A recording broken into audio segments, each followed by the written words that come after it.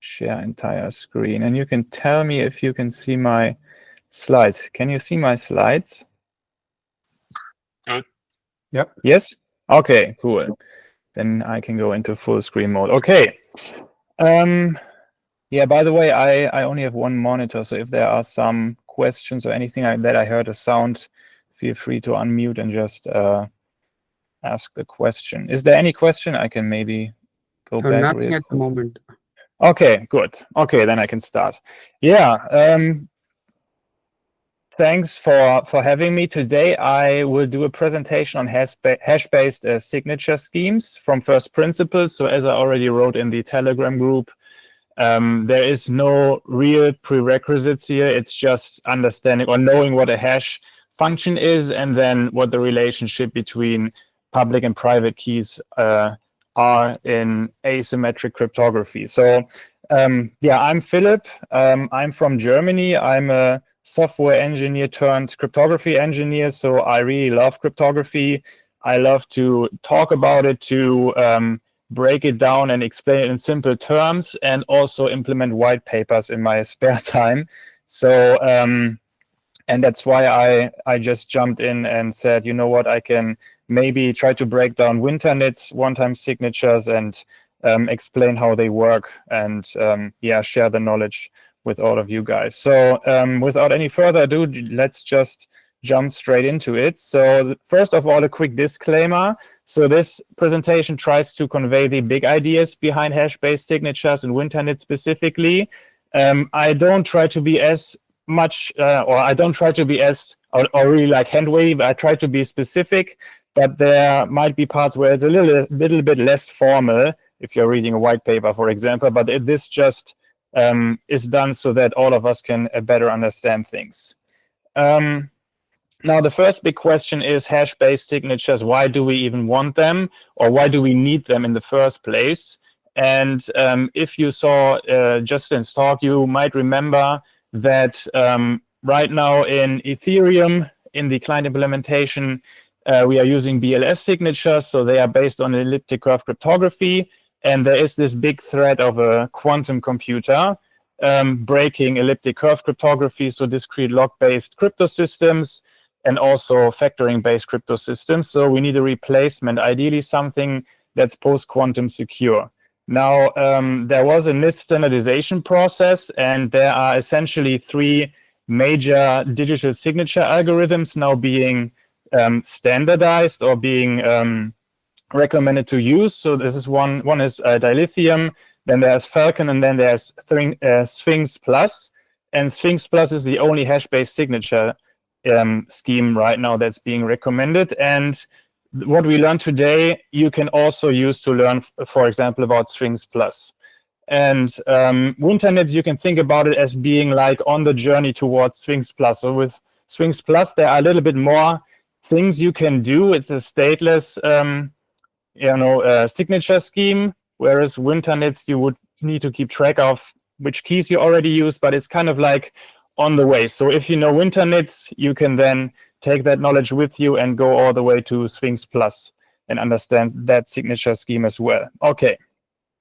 Now, let's assume that we have a challenge. So somebody says, you know what, I want you to design a signature scheme that's only using cryptographic hash functions, and I want you to design a scheme so you can sign single bits, so values of 0 or 1. And yeah, this is quite the challenge if you think about it. Only cryptographic hash functions we can use, and we should sign single bit values. So before we jump straight into it, we quickly do a recap on asymmetric cryptography and some other primitives. So with asymmetric cryptography, for example, this is pretty standard. So you might be bored by this slide, but you have a public key, you have a private key. There is some relationship between the private key and the public key. And given that you have the private key, it's easy to derive the public key. And if you have the public key only, it's very hard to figure out what the private key is. So that's pretty standard. By heart, by the way, there's this asterisk. I mean, it's computationally infeasible to do so. But there's this kind of like relationship. So for example, if you have a elliptic curve crypto system, this would be, like the private key would essentially be the number of times you have to add the generator with itself to land on a point on the curve, which is then your public key. But anyways, this isn't important, but the key takeaway is that there is this relationship. It's easy to go from the private key to the public key, and it's hard to go in the other direction. Pretty basic stuff. Well, I guess most of us know this already. Quick recap on digital signatures. So you can generate a signature over a message M using a private key, and for verifying things, you would use the message and the signature usually and the public key, and then either it's true or false. Also very straightforward. Most of us who work with digital signature schemes know this. Pretty boring slide, but just a quick recap to keep in mind. And then the other one is on cryptographic hash functions, which you have like a function h, and any output that h outputs looks random to you. So you cannot really predict if you stick something or put something into this function what the output will be, because it looks like random bits. And then h maps an arbitrary length input m to a fixed length output h, like lowercase h in this case. So you can put whatever data you have in there. It's always a fixed length output. And the same m always maps to the same h. So it's deterministic. So if I put in hello, I will always get the same hash back. And then we have this relationship. Given m, it's easy to compute h because we have the capital H function. But if we only have h, it's really hard to figure out what m is. And this is kind of like the one-wayness, some people call it, or it's like, figuring out what the so-called pre-image is. But this is just a technical term. But there's also, again, this hard, meaning it's computationally infeasible to do so. And yeah, there's this kind of like one-way relationship. So from message with the hash function, it's easy to figure out what the hash is. But if we only have the hash, it's hard to figure out what the original message was. Now, I already said, like, this is something, we heard before, right? So given m, it's easy to compute the hash. Given the hash, it's hard to figure out what m is. And if we remember from a few slides ago, with asymmetric cryptography, if we have a secret key, it's easy to compute its public key. But if we have the public key only, it's hard to compute the secret key. So there is some kind of like, if you think about it, if you squint a little bit, there is some kind of like, there's something going on here. So maybe we can use like a cryptographic hash function to mimic what we do in asymmetric cryptography with usually math. So this is the key observation number 1 here, which is that we can use the cryptographic hash function to derive a public key from a secret key. And to do this, it's pretty simple. You generate the private key by sampling random bits. So you say you sample 256 random bits with a random number generator, ideally a cryptographically secure one. And then you just stick those bits from the private key into the hash function, and then it will put out your public key, which is also just random bits. They are fixed length, and it's also deterministic. So if you put the secret key again into the hash function, you always get back the same output, which is your public key. So this is like how you would describe this in mathematical notation. So you sample random bits from the set 0, 1, n of those, put them into this hash function, you get the public key back. So this would be a way for us to mimic asymmetric cryptography only with hash functions. Now there's a second key observation, also an obvious one. But if we hand out the public key, we give it to somebody else, we kind of like commit to it. So we hand it out, and we can later on prove that we knew the secret key that was corresponding to this public key, right? So we can hand out a public key, and then after 2 weeks, we say, hey, by the way, I knew what the private key is. Here's the private key, and the person who has the public key, they just put the private key into the hash function, and then they just check, is this equal to the public key that person gave me 2 weeks ago? And it's kind of like a hash-based commitment scheme. You can think about it this way. Usually you have some randomness in it, but it's kind of like you commit to the public key in advance.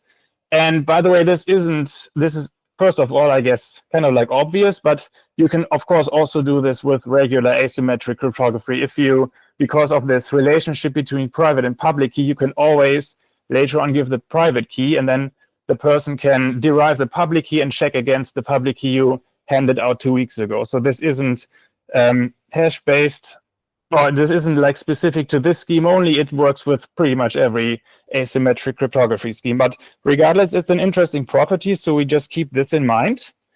And then there's the third key observation, which is a public and private key. You can have 256 bits, or you can just generate a number of private keys, and then you can just define a private key as being the concatenation of those private keys. Same with a public key. You would basically derive all the public keys, and then in the same order, you would just concatenate them. So here we just redefine the private key as being a concatenation of the private keys, and the public key being the concatenation of the derived public keys in the order, we also had the private keys in. And also an obvious one, this just means the private key will be longer, but we can just concatenate them and redefine our private key that way. And believe it or not, with this, we can generate a digital signature scheme that allows us to use or to sign a single bit, either 0 or 1, using only a cryptographic hash function. And this is what I call in this presentation the simple hash-based signature scheme. And it's pretty simple. So we generate 2 private keys, SK0 and SK1. Then we derive 2 public keys corresponding to those private keys. So we derive public key PK0 by hashing the private key SK0. And the same we do with PK1. We just hash SK1 and therefore get PK1. And then we might remember this like commitment-based kind of like idea we just explored a few slides ago. What you then do is to sign bit 0, you would essentially reveal the secret key 0. And to sign, sorry, I forgot, of course, you share the public key in advance. So you give it to the person. That's what I meant by this commitment scheme idea. So you hand out the public key to the person saying, hey, this is the public key, consists of PK0, PK1. Okay, then to sign bit 0, you reveal the secret key 0. And if you sign bit 1, you reveal the secret key 1. And to verify, the verifier then, or the person who is verifying the signature, what they just have to do is, they just have to check, because they have the private key, because you handed this out beforehand, they just take the private key share you have used for signing, then they put it into the hash function, and then they just check the bit at position or the secret key 0. Does this correspond to the public key 0 I have here? And if you have signed bit number 1, you share SK1 because you're using this to sign bit number 1, and then the person who's verifying the signature, they just hash the secret key, and then they check if it corresponds to the PK1 you handed out beforehand. And that's pretty much it. So here's just the mathematical notation, again, for people who might be more, or who understand it better if they have some kind of like notation like this. So you sample a secret key. It's just a bit string of length n, SK0, then the SK1, and then you just hash those 2 secret key shares to get the public key shares. You then send them over to, or publicly announce them, the public key shares. And then for signing, the message is either 0 or 1. And then if the message is 0, you use the SK0. You share this publicly. If you have M being the bit number 1, then or bit 1, then you share the private key share 1. And this is essentially your signature, the secret key share. And then for verifying, you get the signature. And then you just check, is the message, is this the 0 bit? Then it should be, if I hash the SK, it should be equal to PK0. Otherwise, it should be equal to PK1, which is essentially this equation here. This is essentially our simple hash-based signature scheme, very straightforward. And I also, for people who are more into diagrams, I also have diagrams. So this is, by the way, the structure I try to follow. I try to describe it, then some kind of mathematical notation, and then some diagrams to really drive the idea home. So here you can see the key generation. So here you have the secret key shares, both of them. You put them into the hash function, respectively, here. And then you derive the public key share. So this is your public key. This is your secret key. And then if you have a message M here, which is the 0 bit, you check, okay, which one do I select for the signature? It's this one, the secret key share 0. I essentially use as my signature. And then for verifying, you have SK0 here as your signature, you hash it, and then you check, is this equal to PK0? And the same is basically applied if you have like bit number 1. The bit is 1. The same idea, right? You just select the SK1 in this case, and then you check if I hash it, is it equal to PK1? Okay, this is cool. Might be a little bit weird. I don't know if because it's like, but it works. So there's some like proofs that this is like secure and whatnot. But this is just for 1 bit. So usually you don't really send 0 or 1 over the wire. You have usually like very large things you want to sign, large messages. So how do we do this? How do we sign more than 1 bit? And it's actually like what you would think, how you would approach this. So you have your message M, which consists of, let's say, 1000 bits. So you just split the message up into individual bits, and you do the same thing for every single bit of the message. Okay, so this is like the diagram version again. So every block here corresponds to 1 bit we want to sign. So we derive for every single bit, we derive 2 secret key shares. Then we hash them to derive the public key shares. And then we do this over and over again 1,000 times if the message length is 1,000. And then essentially we have our secret key, which is pretty long, because it's for every bit we do like generate 2 secret keys, and then the public key is essentially the same length, also very long in this case, but it works. So here is our message then. So our message is 1, 0, 0, and so on, and then at the end there's like a 1. And again, same thing. You check if this is the message bit at position 0 is 1, then you reveal SK1. Then the second bit is at 0, you reveal SK2, and so on, right? It's essentially just replicating what we did with a single bit, but for every bit of the message. And then verification, also exactly the same thing. Given that you have the public key and you get the signature, you can just hash the revealed private key shares and then check them against the public key you have obtained beforehand. And there's just one problem, right? So this is a little bit, might be a little bit weird, a little bit ridiculous maybe.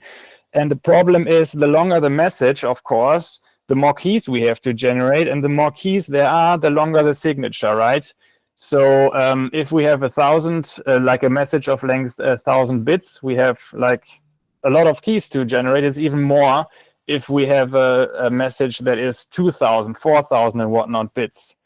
And the solution is essentially what you would do with a regular signature scheme. So rather than signing the message itself, you would hash it and then sign the hash, essentially, or use the bits of the hash to sign it. Because remember, a hash function will output something that looks like randomness, like random bits, but it always has a fixed length. So for example, 256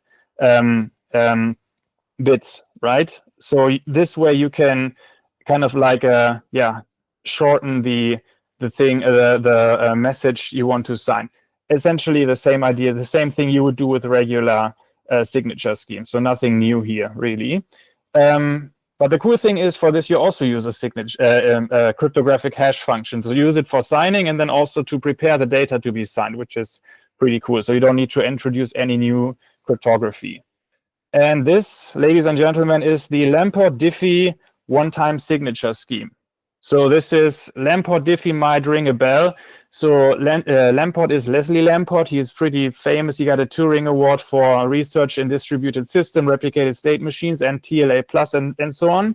And Diffie is Whitfield Diffie of Diffie-Hellman fame. So he also got a Turing Award for working, of course, on the Diffie-Hellman key agreement protocol with Martin Hellman. So this is Lamport-Diffie one-time signature scheme we just saw.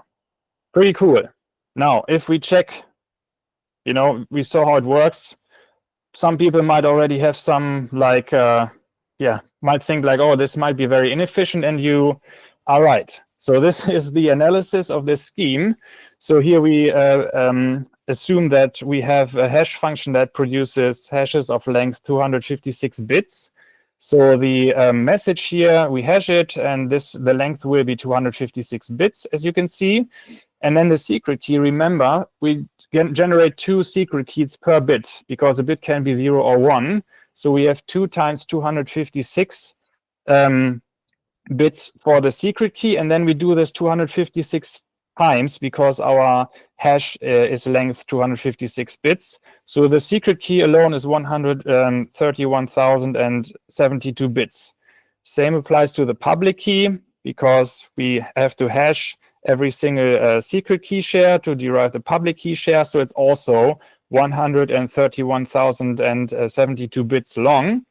And then the signature itself, we just pick one of those private key shares we share with the world, but we also do this 256 times because our hash here has the length 256 bits. So this will be, the signature alone will be 65,536 bits. So the payload you send over the wire, which is usually the public key you have to share beforehand, and then the signature is the public key bits and the signature bits, which is, 100, and I won't repeat it, but it's like these bits.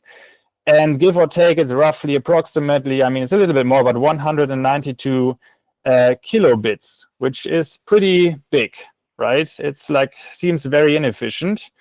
Yeah, very inefficient. So there are downsides to this. It's not just inefficient, we also have another problem. So first of all, we have large secret keys, public keys, and signatures, as we saw based on this analysis. But the other downside is that it's a one-time signature scheme. So every time you sign something, you have to regenerate keys, which means you also have to share the public key again. And yeah, you need to keep track of what keys you already used and so on. So it's also another downside of this signature scheme.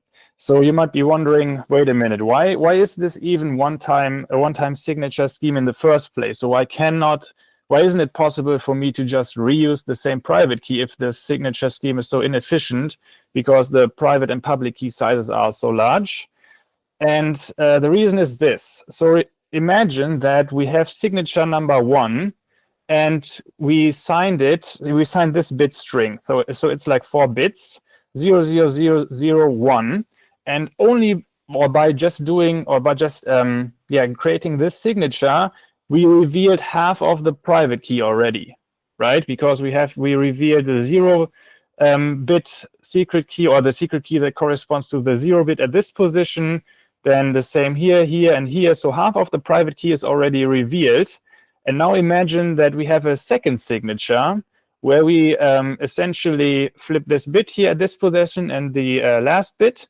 And then if you squint, right, if you look at this, what you could do is, just by recording which secret keys were already shared, you can forge a signature sigma prime here, essentially just by replacing, for example, this bit here with the 1, because you have it because of the second signature, or the other way around in this case here, right? But you can forge a signature, for example, 1001 here, because you learned half of the secret key here, and then you learned this new information, which allows you to craft a new valid signature here. So that's why it's a one-time signature scheme. Okay. I heard some noise. Are there any questions so far? Yeah, there is one question. The question reads: is it strictly necessary to have a key for 0 and key for 1, Philip? Yes. So maybe can you add some more color to the question? Maybe. Yeah, hi guys. I just was asking. We have a signature for 0 value, and we have a signature for 1 value of the bit. So I have an obvious question: why I just can't have a single value for signature for 0 and for 1? Yeah. Yes, exactly. This is a good question. Now, if you think about this, remember that before signing something, we publish the public key, right? And basically, the person has the public key, and they don't know yet what we want to sign, right? So they need all the public key values, because later on they need this to check it against the signature, which is just consisting of the private key shares.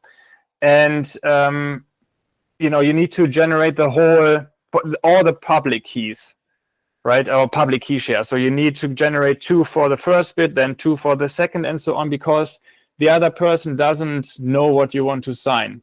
So you commit essentially to the secret key shares, and then you select the secret key shares you're using for the signature. Does it roughly make sense? Yeah. Thank you. Yeah? Yeah. Mm-hmm. Okay.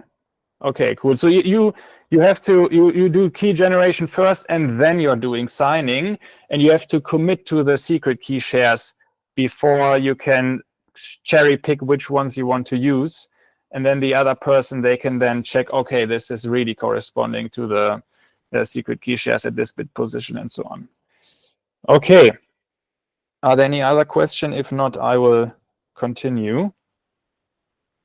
Okay, hearing none, moving on. Okay, so the obvious question here, and after seeing this analysis, is how can we make this more efficient, right? This was, we started with our very simple hash-based signature scheme of signing a single bit, 0 or 1. Then we moved on, we extended it, we modified, optimized it a little bit. We arrived at the Lamport-Diffie OTS signature scheme we just saw, but how can we make this more efficient? Now, the same question was also something guy named, the last name was Winternitz had, and he, by the way, he discovered the signature scheme which we'll now create from first principles in a timely fashion. So the LD scheme was announced, and then only a few months later, if I remember correctly, he introduced already the optimization we will now learn about. Okay, so again, how could we make this more efficient? Because ideally we don't want to send that many bits over the wire every time we sign something.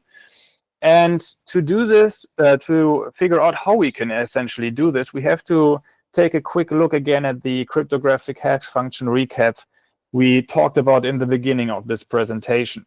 So there are 2 key things we talked about but then glossed over a little bit. One of which is that any output of the hash function h looks like completely random. So you cannot predict it really. You put some input into the function, it will give you a randomly looking, like random bits essentially, it looks like randomness. And even if you change the input to the hash function slightly, by the way, so if you have like hello and you have like hello space, the output looks completely different than the one you have for hello if you compare them. Anyways, the second thing we mentioned but then glossed over a little bit was that the hash function maps an arbitrary length input to a fixed length output h. And if we, do some clever tricks here, we could drastically improve the existing signature scheme we just learned about. And we will see how we do this in the next few slides. So the main idea number 1 is that given that for any input m, the hash function h produces a fixed length random value h, lowercase, we could call it just again and again to iteratively derive new values, right? So before, what we did in the other signature scheme is we always rolled the dice to get new bit streams for the secret key, but we could essentially kind of like programmatically, or not programmatically, how do you call it? But we could compute new values on the fly by just calling the hash function over and over again, because you call the hash function with an initial input, then you get like a fixed length random input, you use that and put it back into the hash function again, then you get a new completely randomly looking input, and so on. So we can essentially create this kind of like hash chain to derive new values. And the way I write this down here is that we can call it I times, and this is the hash function, we call it I times on m, and this results in this hash chain. Okay, not blockchain, hash chain, it's just calling the hash function over and over again on the output of the previous hash function call. This is the main idea number 1 to keep in mind. Okay, and then the other thing is, if, this is also maybe obvious, but if we are in the middle of this chain, and we iterated like I times, it's pretty simple to derive the next value, which is I plus 1, right? We just hash the output of h of I, and then we derive the next value in the chain, right? Also, nothing new here, might be obvious, but just something also to keep in mind. So we can always go back in one direction. The critical thing, by the way, to note is you cannot go back, right? So if you have hi plus 1, because of the one-wayness, right? You might remember from this one slide in the beginning, you cannot go back. You can always only go forward. You can only hash again, but you cannot figure out what the input to the hash function was, right? Anyways, this is something to keep in mind. And then there is a big idea number 2, or a main idea number 2. What we could do, and this will be more clear in a few slides what this actually means, is what we could do is we could start with a secret key. We just sample again from, or you just sample random bits again. And then we could essentially produce public keys, like interim public key values we want based on this secret key, right? We can say, okay, we define the public key number 0 as the secret key, and then the public key number 1, which is this interim public key, is just the hash function applied once to the secret key.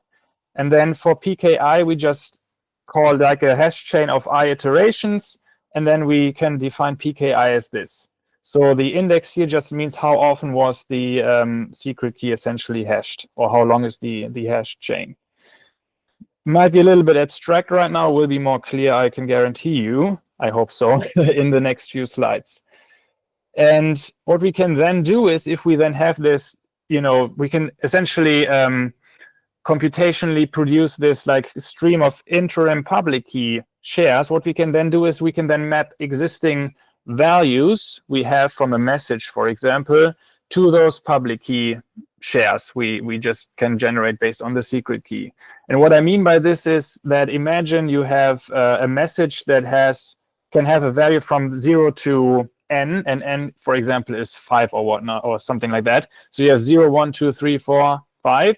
What you can then do is, okay, if I want to have the public key value, or the interim public key of value number 5, I just call the hash chain, or the hash function 5 times. So I have like 5 iterations of the hash function, and then this output is my public key share that corresponds to this value 5 in this case.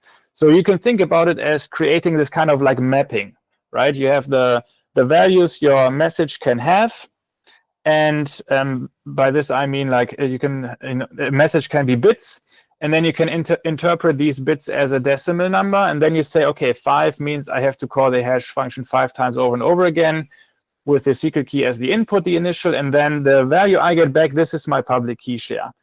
Again, might be a little bit out there, but believe me that in a few slides this will be more clear why this is useful. And then if we know, this is also based on the slide before, if we know that we have values ranging from 0 to n, we can then say the final public key, the real, like not the interim one, the final one, because we covered all the message space, or all the bits that the message can have. We covered all of them. The final one at the end, the last one in this hash chain, this is our like real public key. Okay. All right, and then the third idea, this is now everything should maybe start to click a little bit. So if I give you like a PKI, let's say, you have the hash chain, the values range from 0 to n, and I give you in between, I give you this interim public key, and n, then you can figure out, okay, you can essentially then do some math and figure out, okay, I need to do this many hash function calls to end up at the public key. Okay, I can maybe repeat this, but you have like a range from 0 to n, or let's make an example. Let's say 0 to 25, right? If I give you this like interim public key I derived by hashing, for example, 14 times, then okay, this person hashed 14 times, so I have to hash, I forget what I said, but I think it was 25. I have to have I have to hash 11 times more. And then if I end up at this final public key that the person shared beforehand, I know that this hash chain was computed like in a valid way. Okay? Again, we go over this once more, and then maybe things will be a little bit more clear why this is useful. And this is what I call in this presentation the simple Winternitz OTS scheme. So this is essentially Winternitz in a nutshell. There are some improvements we will also introduce next, but this is roughly the main idea or the big idea behind Winternitz. And here I have more of a an explanation, which isn't formal yet. We also get to this, but just to reiterate what we just learned with the big ideas we talked about previously. So what you would do is you again compute a private key by randomly sampling some bits, like a bit string, like we did before. And then you pick a hash function that produces outputs of length n bits. So this could be outputs of length 256 bits, for example. And then what you do is you hash the private key 2 to the power of n minus 1 times to generate the final public key. So what you do is you hash it, you create this kind of, or you go from 0 to 2 to the power of n minus 1 to cover the whole spectrum of bits your bit patterns your message can have. So you create this kind of like dictionary. You can think about it. You start from 0, 0, 0, 0, 0, and so on, and then you hash, hash, hash, and so on, and then you end up with 1, 1, 1, 1, 1, and you have a bunch of interim public keys, and the last value you get after hashing 2 to the power of n minus 1 times is your public key. And this, by the way, means it's kind of like a proof of work that you actually did the hash computations over and over again. You just hand out the public key, and later on in verification of the signature, this can be used to actually figure out if this is really a valid signature. But we'll see this in a second.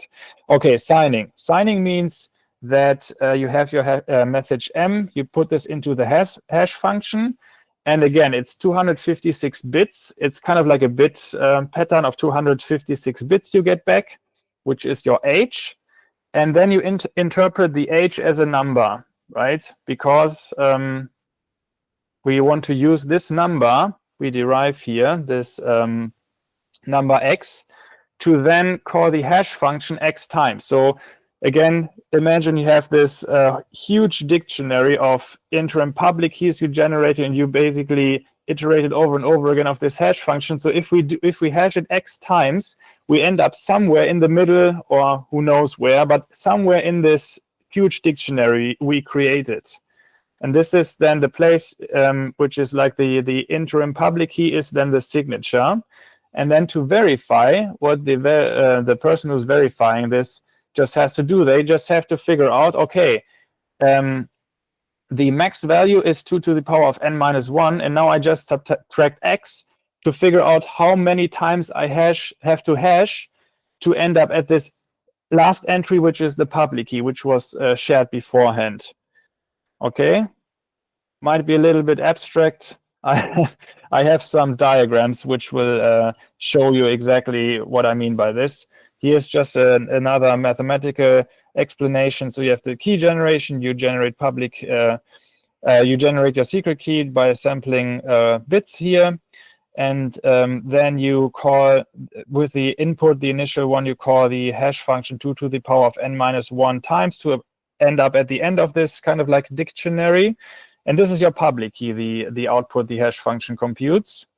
And then for signing, you hash your message, you interpret your message in base 10, which is decimal, and then you call the hash function with a secret key input x times, so that you end up somewhere in this list of entries you generated or you went through to get to the public key.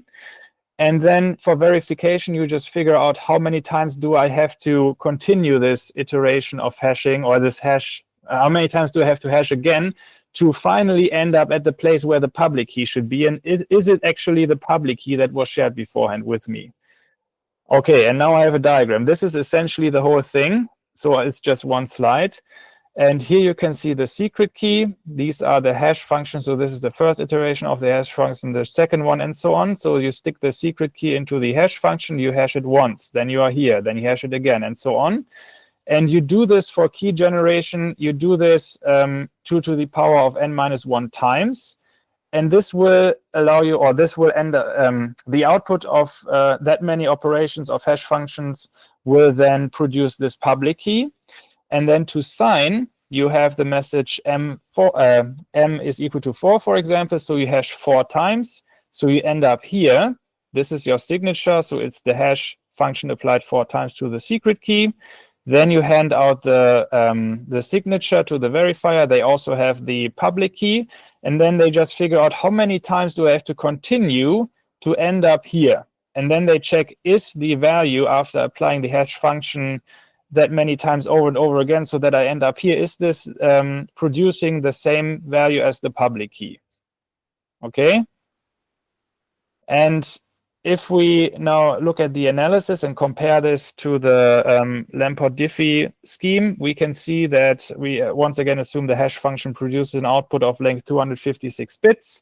So the hash, we put the message into the hash function, so we get 256 bits back.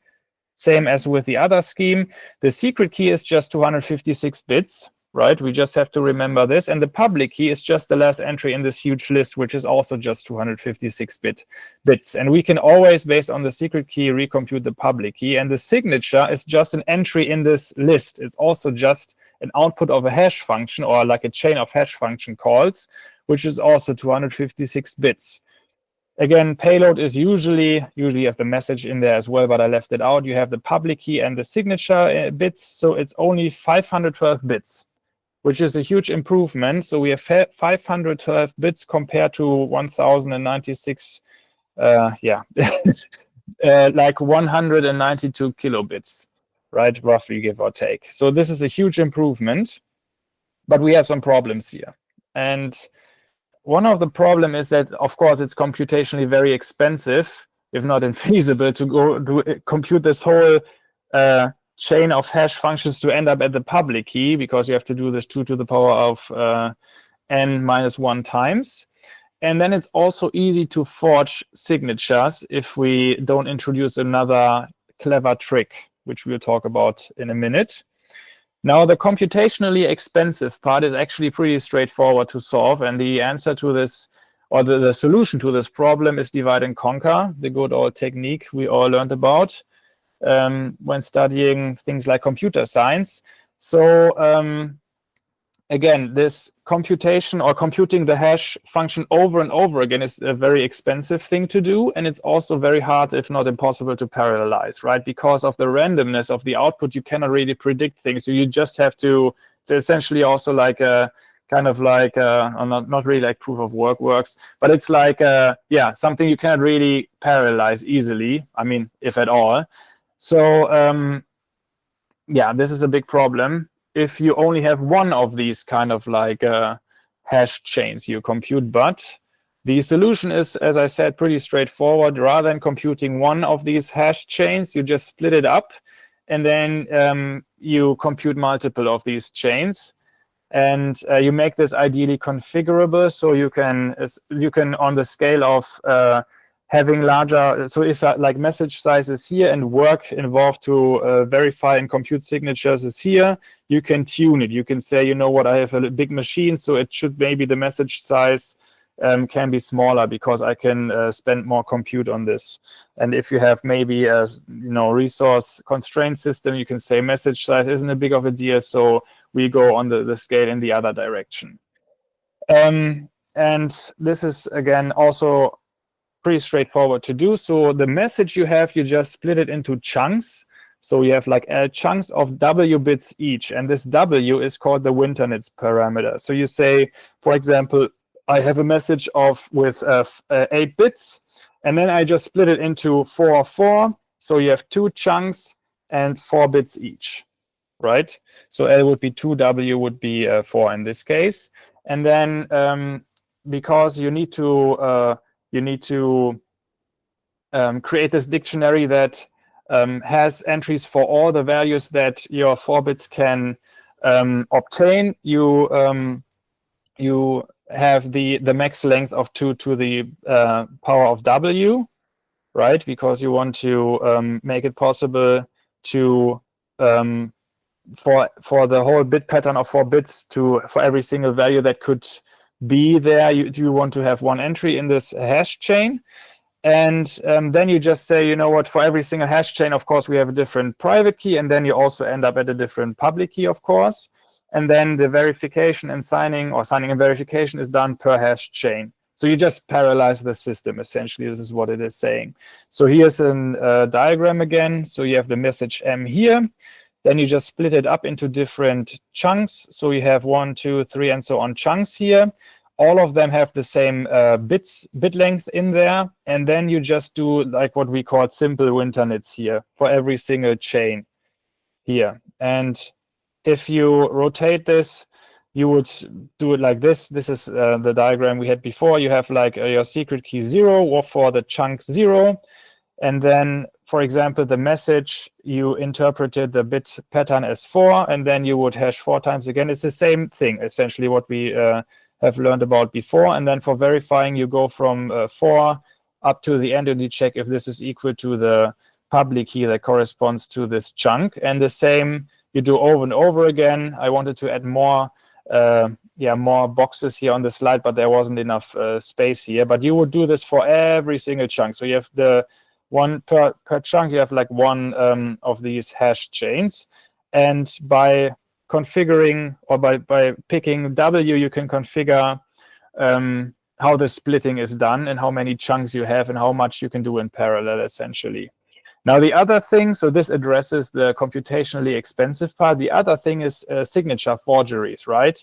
And it's actually pretty easy to see. But if you have a signature, somebody sends you the signature, remember, the signature is just essentially where you are in the hash chain. You can just hash it again, and then you have a valid signature for the value after this, right?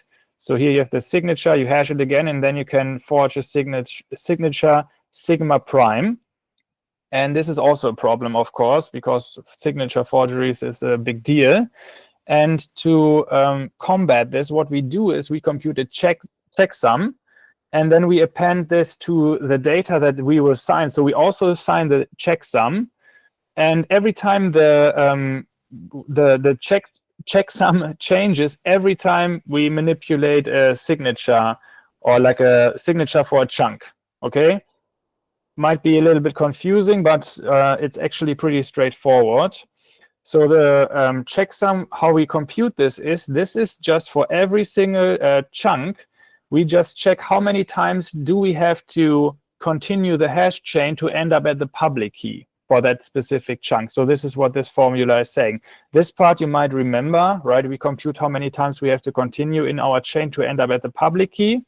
And this is just for every single chunk. We just summarize the kind of like pending hash operations, and then we end up with a number.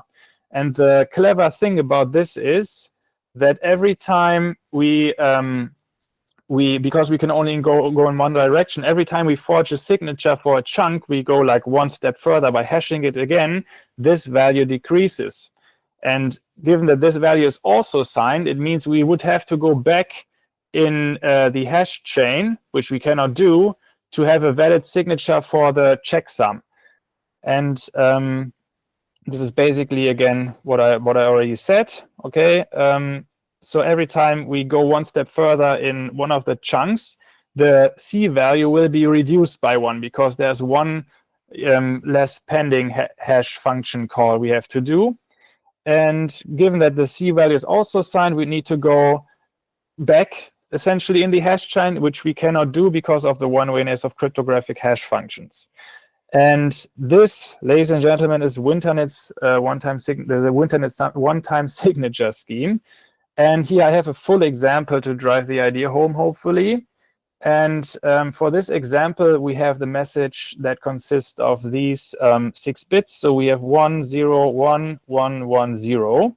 And we now want to generate a signature for this. So the first thing we have to do is we have to define the W, which is the Winternitz parameter, to have a place on the scale between large message size or a lot of computational work involved.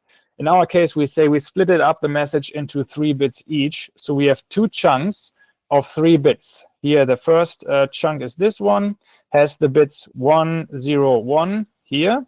And this is the second chunk, which has the bits 1, 1, 0 here. And then we just do our simple Winternitz one-time signature scheme here. So what we do is we have 2 chains because, again, we have 2 chunks. So we have 2 hash chains. We sample a random secret key. Then we go all the way to the end to derive the public key for the chunk. And given that we have 3 bits, we have 2 to the power of 3 total hash iterations. So it's like 7 here. Or like -1. So with this we can generate signatures for every single value here. So we can generate a signature for 001, 010, 011, and so on. And our message in this chunk was 101 in binary. And if we interpret this as a decimal number, it's 5 in decimal. So this means the secret key we have to hash 5 times. So 1, 2, 3, 4, 5. So this is then our signature for this chunk, 0. And the same thing we do with the second chunk, which has the message 110 in binary, which is 6 in decimal. So we sample the secret key again. We go all the way to the end to have the public key here. And then we essentially hash it 6 times. So 1, 2, 3, 4, 5, 6. So we end up here. So this is our signature share here. And then we compute the checksum. So depending, to end up at the public key share here for this chain, we would have to hash 2 times. And in this case, once. So the checksum is 2 plus 1, which is equal to 3. And then we don't need to interpret this number because it's already decimal. We create a secret key for the checksum here. We also go all the way to get the public key for the checksum for this chunk. And then we call the function 3 times. And then we have the signature for our checksum. And here's the critical part. Let's say we want to forge a signature by manipulating one of the chunks. So here we forge a signature, right? We just iterated, or we went 1 step to the right in this hash chain. We can do this because we can just call the hash function on the 6th iteration here. So we have our forged signature here. However, now we reduce the checksum by 1, because if you remember here, we have to, the checksum is always how many times does the verifier have to hash again to end up at the public key for the chunk. In this case, it was 3, but we went 1 way further here in this chain, so it's 2.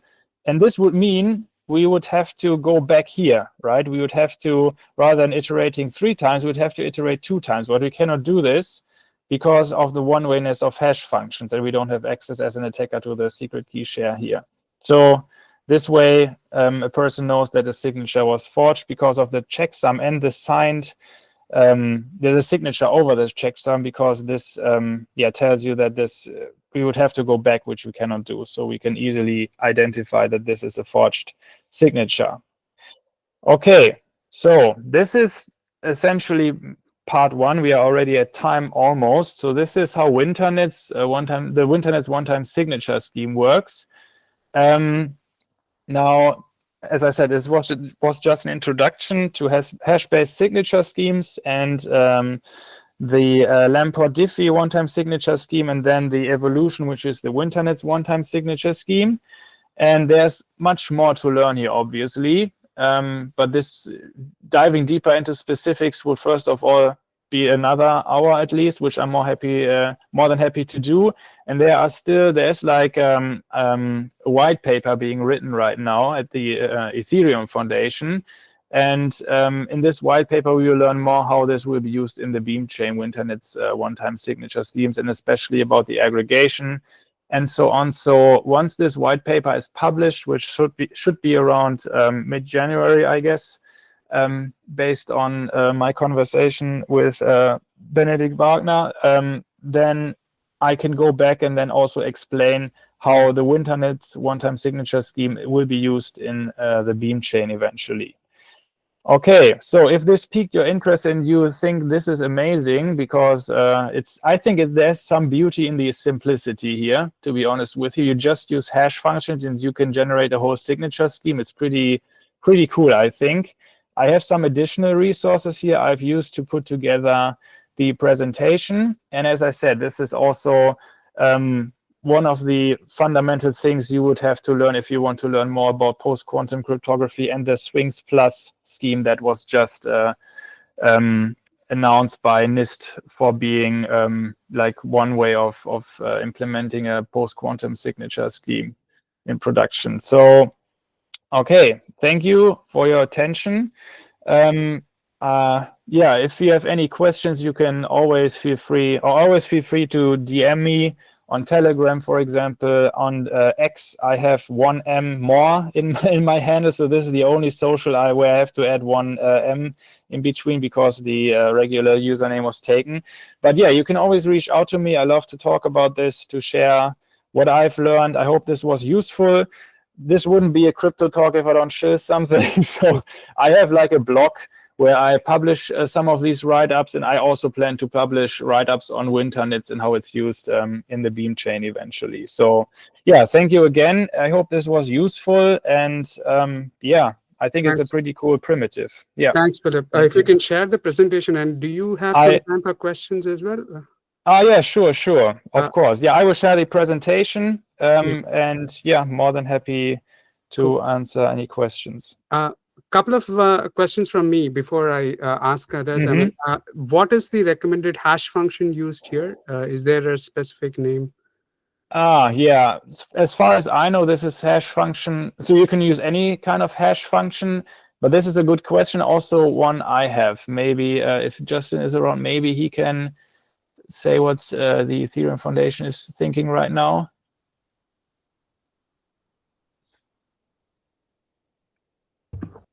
Hi there. Sorry, I was a bit distracted. Are you asking which hash function? Yeah, exactly. Yes. So I think the main candidate is Poseidon 2, which is a small variant of Poseidon. It's an expansion of the Poseidon family. The main downside of Poseidon is that the family is relatively new. It's only 5 years old. But there is a little kind of interesting factoid, which is that when Satoshi chose SHA-256 in Bitcoin, it was 8 years old.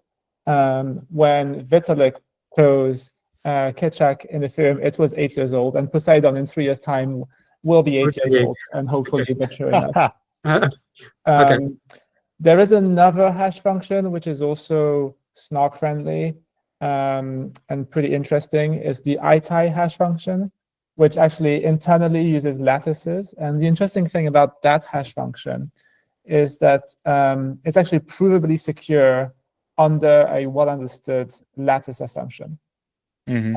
So in some sense, from a security standpoint, it's very conservative. I see. Okay. One other question, any significance or reason for this 256 bits? Is it because solidity and everything around it is 256 bits? Or, I mean, is Winternitz, does it enforce you to work with only 256 bits as such? No, not really. This is also something you can pick and choose, but usually if you have a symmetric key, 256 bits sounds like a good idea, or generally like large key sizes is a good idea. And yeah, but it's and this is the tricky thing. So if you try to find information on Winternitz, there are usually slight variants or variations. Some people have like this explanation, other have this. So there's usually, it's not like this is, I mean, there are some standards that's also in the additional resources, but it's usually just the concepts behind it are like, yeah, it's more about the concepts. But you can choose any hash function. It could be 512 bits, whatever you want, based on your security requirements. And the recommended chunk size is again 8 bits. That is, you divide it by 8, or again, that's not a set. Yeah, this is a good point, by the way. I glossed over this. Of course, if you have, you know, that many bits, it should be divisible by the So the Winternitz parameter and also the L value and so on. There shouldn't be some leftover bits, right? You have to divide it evenly. So right. Yeah. And one final one by me. Any reason why this is post-quantum secure? Yes. So there is so discrete logarithm-based crypto systems such as elliptic curve cryptography and also RSA, for example, which is using factoring. There's Shor's algorithm, right? And a quantum computer can essentially break those crypto systems. There's also Grover's algorithm, which can, in theory, also break symmetric crypto systems. But the way to Grover's algorithm, as far as I understand it, it's kind of like a faster way of searching for some kind of like key in a list or something like that. But the main idea behind this is that if you want to prevent attacks from Grover's algorithm, you just double the key size. So rather than using 128 bits, you use 256. And hash function, this is also, by the way, pretty cool. You can build a hash function based on symmetric primitives. So you can have a symmetric encryption scheme, and you can build a hash function based on this. For example, Blake 2 is based on Cha-Cha-20, which is a stream cipher. And given that every hash function implementation has its root in some symmetric crypto system, and you just have to double the key size to prevent Grover's attack by quantum computers, this is then post-quantum secure. So this is the reasoning, if it makes sense. Thanks, Philip. Cool. Yeah, John, go ahead. Oh, hey, Philip. Thank you for your awesome introduction to the Winternitz. Thank you. I have two questions. First one is there any practical upper bound of Winternitz parameter? Oh, that's a good one. to be honest, I don't know. I have to look into this. Do you mean like if the W parameter is like very large, something like that? Yeah. Yes. Yeah, I have to look into this. I think at one point you end up with a very small hash chain, so it doesn't really make sense to, I guess, very good question. I have to look into this. I don't have an answer right now. Second question is about, this could be done, but if we split the message into a chunk, that means we need the more bits in the payload, right? So it could face this similar drawbacks you mentioned in the middle of the presentation. Yes, exactly.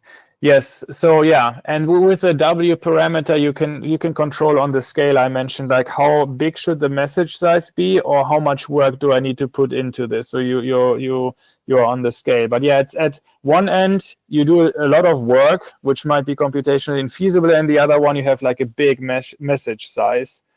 Yeah. Thank you so much. Yeah, of course. Thank you. So on this last question, in the context of the Beam chain, what we want is basically an index signature where we have a new one-time signature for every single attestation, so for every single slot. And in order to get from one-time signatures to index signatures, you basically have a Merkle tree of public keys. And so the thing that we're trying to optimize for is to make the signatures as snark friendly as possible. And so we want to minimize the total amount of hashing. And hashing comes in two places. In the first place, it comes from the hash chains, but it also comes from the hashing of the pub keys that then are themselves Merkleized to generate the index signature. And as it so happens, there's kind of a sweet spot. So if you have your chunk size be very, very small, then you have large pub keys, but then very little hashing on the hash chain, and vice versa. And then there's kind of this sweet spot. And it turns out the sweet spot, I believe, is like 2 bits or 3 bits. Like I think it's 2 bits. The final numbers will be published soon. There's all sorts of like a couple optimizations that allows us to squeeze the signature sizes and the total amount of hashing. But roughly speaking, I think we're looking at something like 2 kilobytes of signature size. Don't quote me on this. We'll have exact numbers early next year. And then around 5 kilobytes of hashing within the verifier circuit. So that's the amount of work that you need to do in the SNOC circuit. So do we have to parallelize all the multi-hash chains? So I think we need to leverage GPU devices, I guess. So the hash chains are absolutely minuscule when you have two-bit chunks, right? Each hash chain is of size 4, I guess. So there's almost no hashing involved to verify the signatures. Let's do a quick math. So it's like 5 kilobytes, and each hash is 32 bytes. So it's like, let's say 150 or so hashes. And a hash takes a few nanoseconds. So one of the amazing things about these Winternitz signatures is that they're extremely cheap to verify on a CPU. And if you choose a SNOC-friendly hash function, they're also very cheap to aggregate and verify in a SNOC. And the performance numbers that we're looking at is definitely aggregating thousands of signatures per second on a laptop. But if you have like a really powerful laptop, like a state-of-the-art, MacBook Pro, for example, you should be able to do tens of thousands of signatures per second.